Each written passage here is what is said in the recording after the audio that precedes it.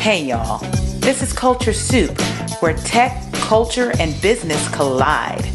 It's a podcast that spoons up everything hot from social media. I'm your host, L. Michelle Smith, and each episode we bring you some of the most notable and not yet notable thought leaders in tech, business, and culture.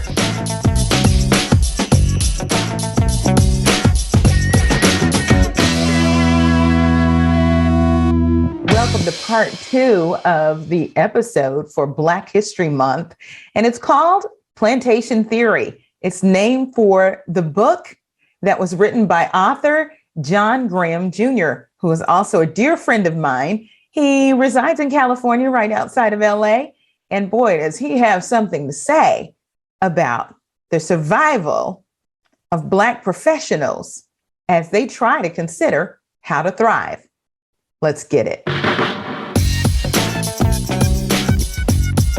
And it's so incumbent. This is why Black LinkedIn is so important. And voices like yours and groups like yours. And even my own, dedicated to blowing the lid off of some of these things so that our people can move forward. And, you know, I am being more open about talking about the discussions that I had at my former company. Folks don't know that the succession word was thrown at me before I was able to raise it. And it came from the C-suite. Wow. And thank God I had been through the Executive Leadership Council's leadership program. And they told me exactly what to say and what to expect. But here's the thing.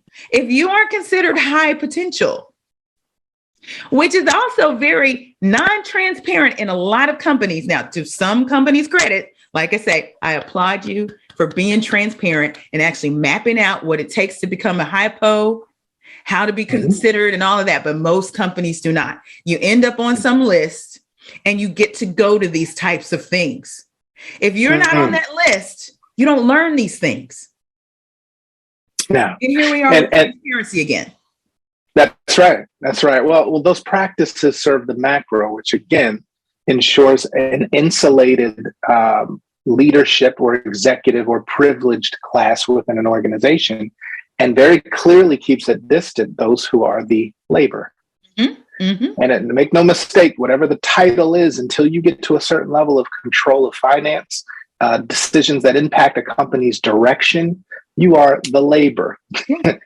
And these practices and the way that management and the layers and insulation of leadership are set up are still very much in alignment with how plantations of the antebellum South were set up. To make this, I don't want to beat this point up, but the fact of the matter is, if you are transparent about the criteria for advancement and development, then that gives everybody access to leadership and its benefits.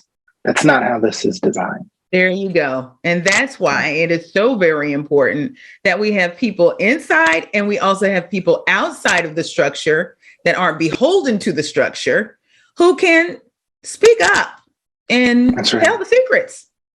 You know, I was very impressed and moved when I saw, I guess it was a New York Times article. I've forgotten which paper published it, but someone leaked a letter that one of my friends, Dorinda Walker, who used to work for a huge insurance company, wrote to the CEO after they came to an agreement to part ways. That's the way we'll put it. But in the letter, you found out there was much more to it than that. And the movement that she started was more Black people and people of color who had been pushed out of corporate and made to sign NDAs. Let's be honest. That's what this is about. Who would speak up anyhow?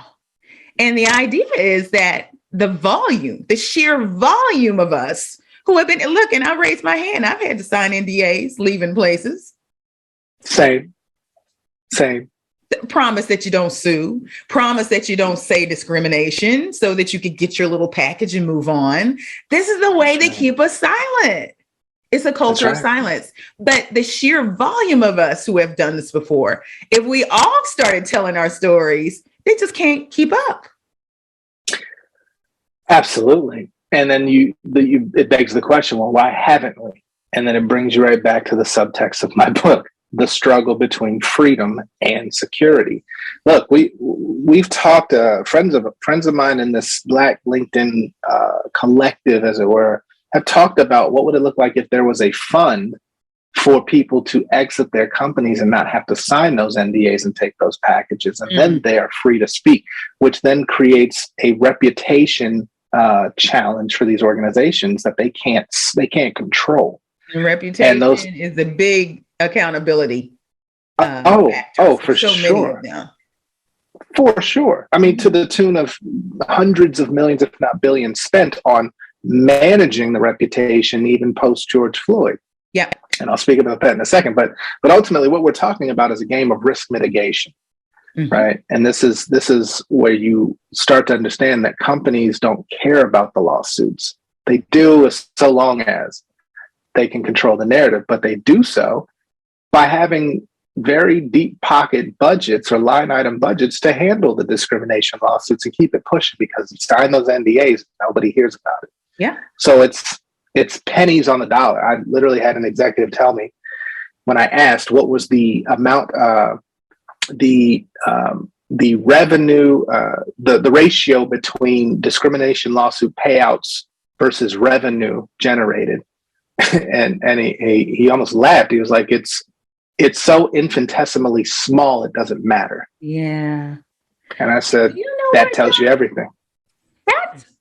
Those are the ones that even make it to court. I don't even say court, that make it to a legal brief. Okay, that somebody filed. Let's step back even further to those things that happen in corporate that pretty much just get dealt with. And I say dealt with very loosely. I'll tell you a personal story. Sure. I was in a situation where I wasn't in a room, and whatever happened in that room where my name was raised, and there were more white folks in that room than Black folks, trust me on that it made them so uncomfortable that someone called the EEOC on my behalf.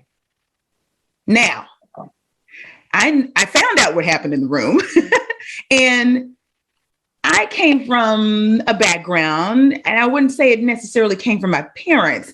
It came from other Black leaders that pretty much told you to steer clear of those conversations. If you can talk about it in terms of, I don't know where such and such's heart is, and maybe it was a political or a personality conflict, then speak of it on those terms, but by all means, don't get involved. Yeah. So much to unpack there. What you're highlighting is this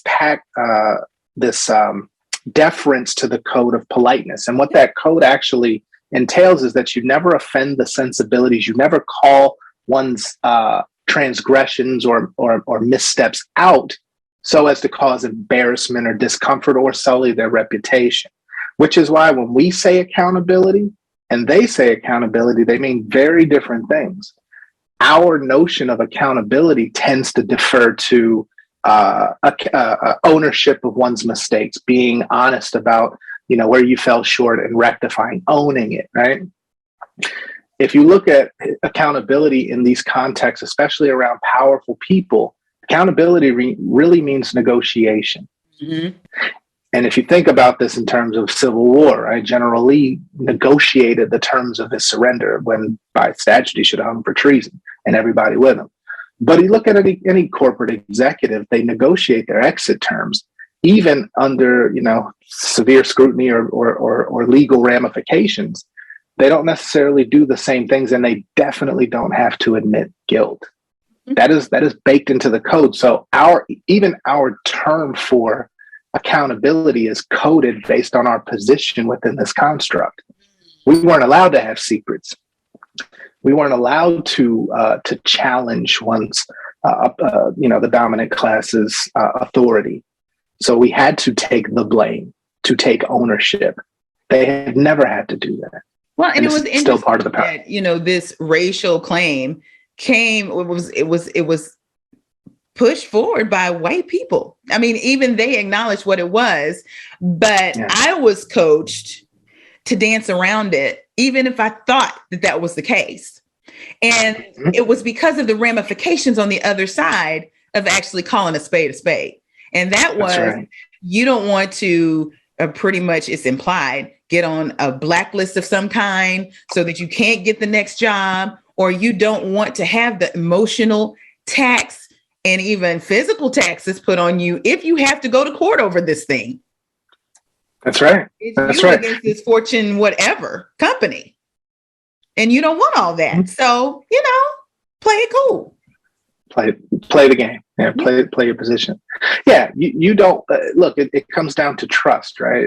At the highest levels of organizations. To your point, once you get into those radars of being tapped, they do start to want you to open up, become a little bit more vulnerable, understand.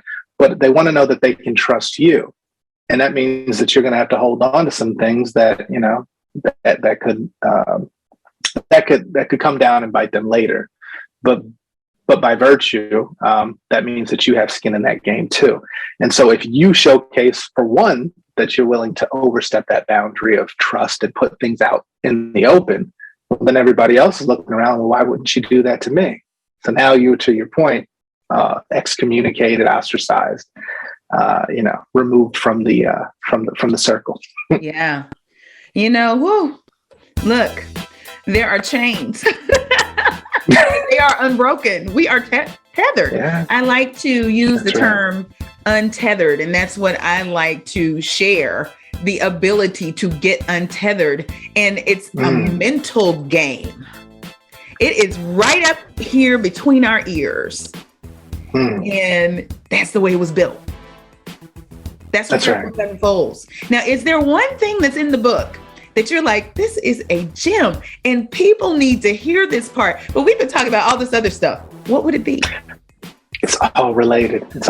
I mean, the gem, honestly, for me, it's the push to ask better questions. And so, whether it's DEI work, whether it's, Black high school student trying to determine which college to go to, we need to ask better questions. And that first question is starting with, which premise are we accepting? Are we accepting the premise of go to school, get a good job, work 30 years, retire and die? Or are we saying, well, I don't necessarily subscribe to that. I have all of this access to information that, is more so than any other civilization in history. I can teach myself whatever skills. I have access to networks. Why am I following this same code, this program? Why am I running the same program? And so we need to start asking better questions. If you're a leader, you need to start asking questions of, if diversity is high on your priority list, who are the intended beneficiaries of that? And John, I got to go back to that first point. Because if someone chooses that first one, get the good job, stay there for 30 years, there's code in that too, based on the way things have changed and are continuing to change. Sure. You need to be very aware that these companies, before the pandemic, weren't even planning to keep workers for more than 3 to 5 years. Post-pandemic, they're accelerating the idea of having less employees, more workers. So what does that mean? You're going to be working on your own anyway. Even if you're working for that company, you're going to be consulting. So get over this thing about, I need my benefits, I need my health care. Better figure out how to get it for yourself. That part. So and you're absolutely right. I want to, this is the way our parents did it. We saw it happen. But you know what? That was not the digital age. That's a bar. 100%. And I think that is the crux of my conversation with Black professionals is, what the prior generation did. And I will never talk ill of the choices they made as a generation, because they had to do what they had to do for those circumstances. What they passed on to us isn't necessarily compatible with the landscape we're in. And so now so our generation, you and I, we came out of that from our parents who were like, it's survival, we're fighting for access. Well, we were born into access. Yes. Next generation is the generation that comes in with the expectation of choice. We came in with this expectation of fairness. Prior generation came in with this struggle for access, and none of those things guaranteed. So as you see the progression over, 4 generations of labor in the past 100 years, the options and access have now afforded us a different choice, but we need to update our software at this point. So I really pose the question, look, if you're going to do corporate, but understand the relationship first.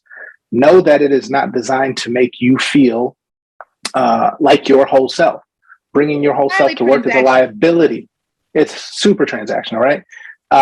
But if you do that, also go in with a plan.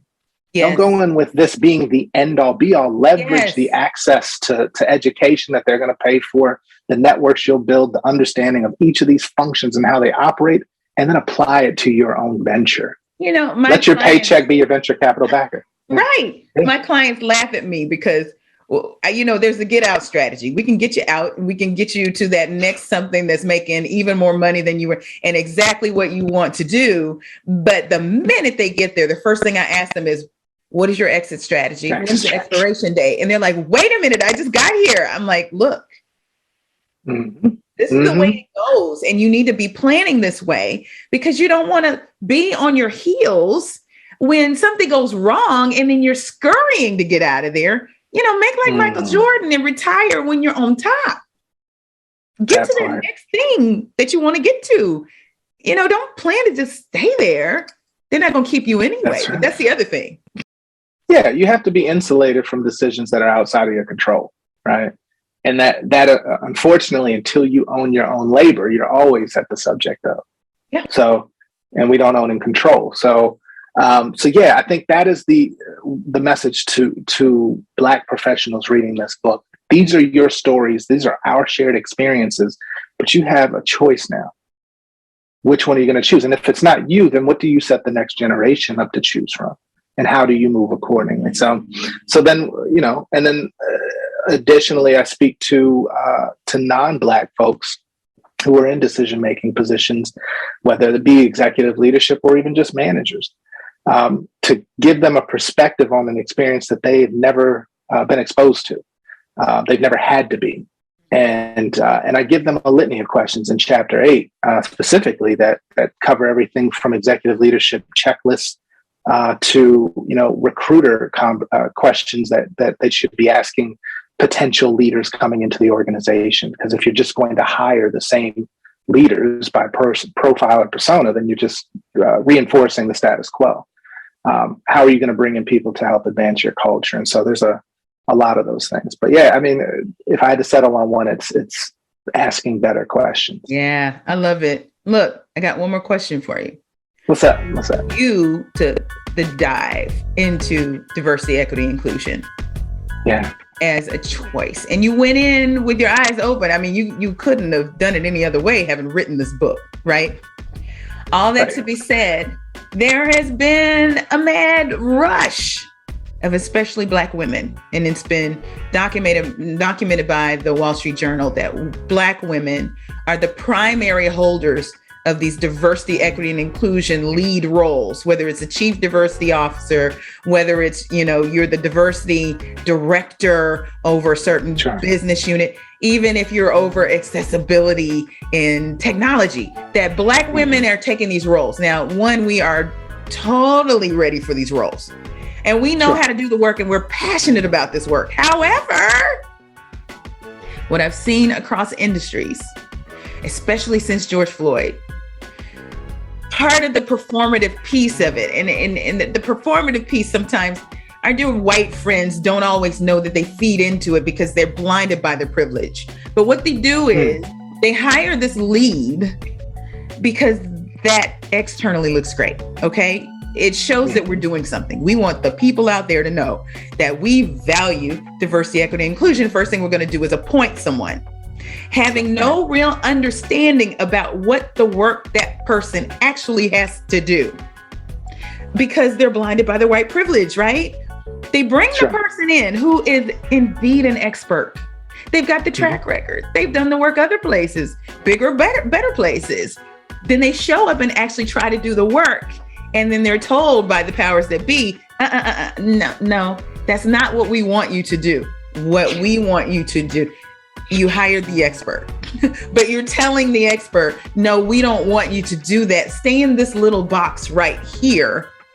And more of our women are so freaking disgusted and tired and drained. What do you have to say to these women, especially Black women, who are taking on these seemingly great roles that will ultimately lead to a dead end on their careers because there's no succession plan for that role?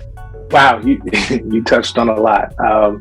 So yes, I too have followed the trend of DEI leadership roles, by and large being taken by Black women, to which on one hand I celebrate because you're seeing an elevation of Black women in ways you haven't seen before in corporate spaces. Mm-hmm. On the other hand, what I tell, because I have so many conversations with Black women DEI leaders who are burnt out, who are hitting brick walls at every turn, I say an acknowledgement, you have a personal connection to the outcome of this work. Mm-hmm. The people that pay your checks do not. Nope. It's so business. First and foremost, exactly. And more so it's reputation management. So you nailed it with the performative activity. So I said, the question you have to ask going in before you take the role, and it's a very good question, are you as an organization committed to activity or to change? The answer to that question will determine how much of me I give you in this role, or if I take it at all. Well, and even take it a step further. What does change look like to you? And what is success in this role? And also for this organization. And, some of these questions are in no thanks, where I kind of turn to the side and it's like, sis, let's talk about these DE&I roles. Also ask about resources and budget, because that's scripture. Where a man's treasure is, that's where his heart is. So follow the money, and that's where you're going to find that the company's values really sit. Mm-hmm. I mean, they're telling 100%. It's all there. We can just look at it, but we go in very long and come out in some cases demonized. Oh yeah. Yeah. Well, even the money thing, right? So 2020, you started to see more money get thrown into the arena of DEI related activity, but it doesn't connect or translate into change. Mm-hmm. Again, this is perception management, reputation management 101. When we're talking about systemic change or changes that an organization will make to hold its employees accountable to a culture standard that they say they want, well, then that requires a really hard look at who's going to be affected by that. And at the end of the day, what I tell DEI leaders, your job is to figure out how you get past the white comfort barrier. Yes. Because all of this work is uncomfortable. And no matter, to your point, you're the expert, you have a track record of doing these things, standing these initiatives up. But the moment somebody says, we're just not ready. As an organization, we're just not ready. Well, as an organization, which is a body of people, I guarantee there's a population that is ready. But what it comes down to is the comfort of 1 to 2 people who aren't ready. And they just so happen to be the ones who can decide yay or nay. And even getting back to the premise of your book, these roles, I'm about to really unload a hard truth here. These roles were stood up by the very institution that is very much built on the chassis of a plantation. Whoa. Bars. Come on. That's what I'm saying. I mean, it is what it is. And until we really recognize that, there's no way we can actually even start to try to do the work. No. And that's why I said you have to be very clear on what your relationship to this work is going to be.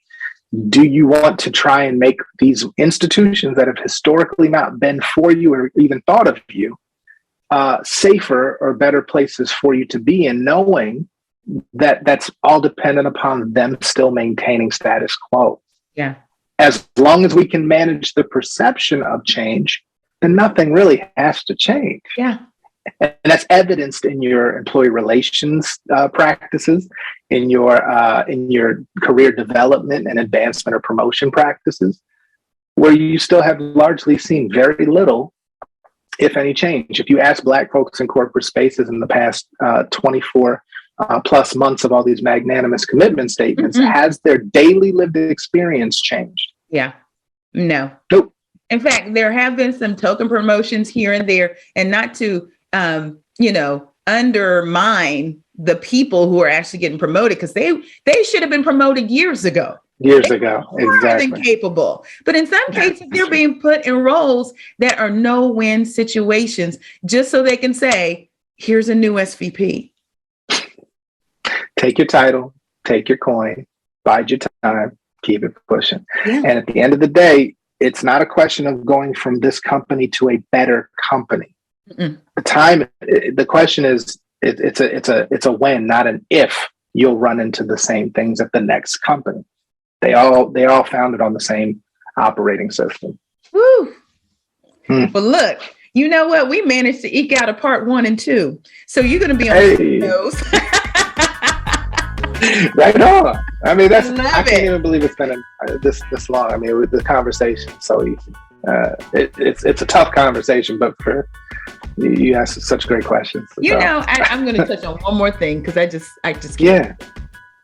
There's been more conversation over time, especially since George Floyd, and especially in light of so many of our sisters and brothers and other people of color who have taken these roles on in DE&I to really try and do some work. You know what? Shout out to the warriors out there. Okay. You are warriors. For sure. I know. I used to have one of those roles.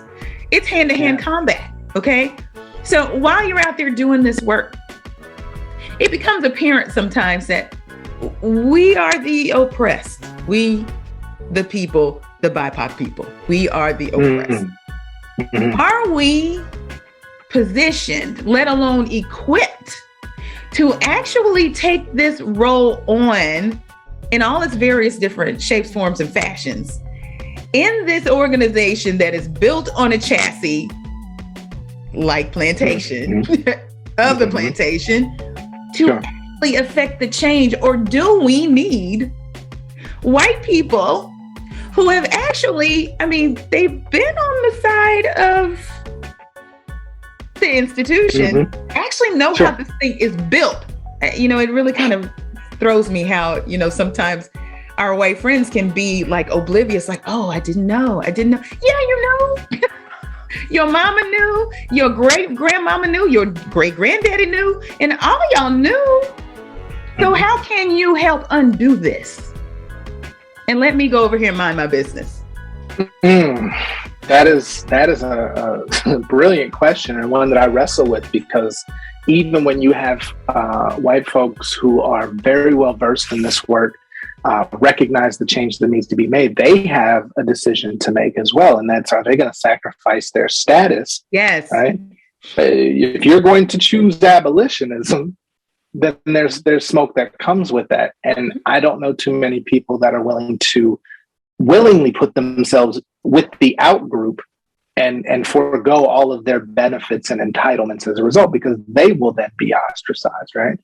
So there's a deeper play, and I think that's the insidiousness of the system itself, is that it identifies who will support the system and then showcase the Shangri-La for doing so, and will snatch it away should you go against the program. And I'll say this in the last point, this is why you've only seen 21 Black CEOs in the history of the Fortune 500, which is a 66-year-old publication, out of 1,800 plus white CEOs, because those who rose to the ranks, if you ever go back and you look at their backgrounds, the majority of them were lawyers that went to pedigreed law institutions like the Harvards and Stanfords. And so they not only privilege that eked in there, and they were able to benefit. They speak the language of risk mitigation and power.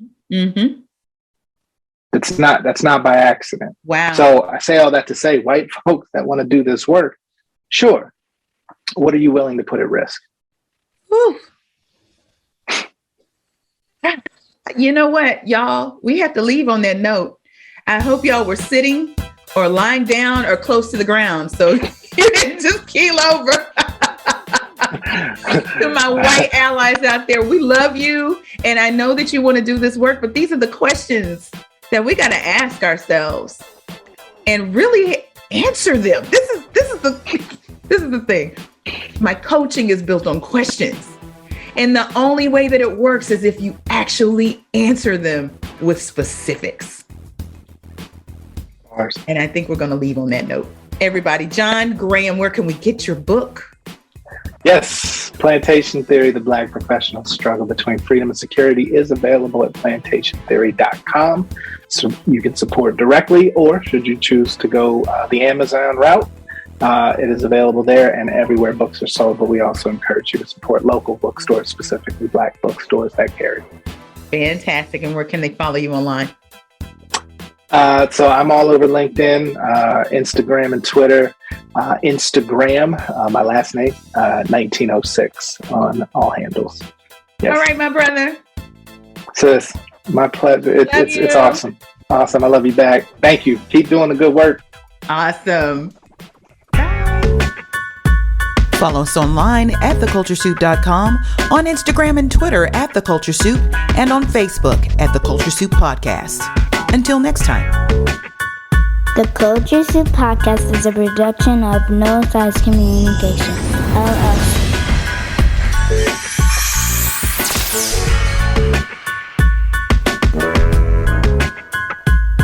The Culture Soup Podcast is a registered trademark of No Silos Communications, LLC.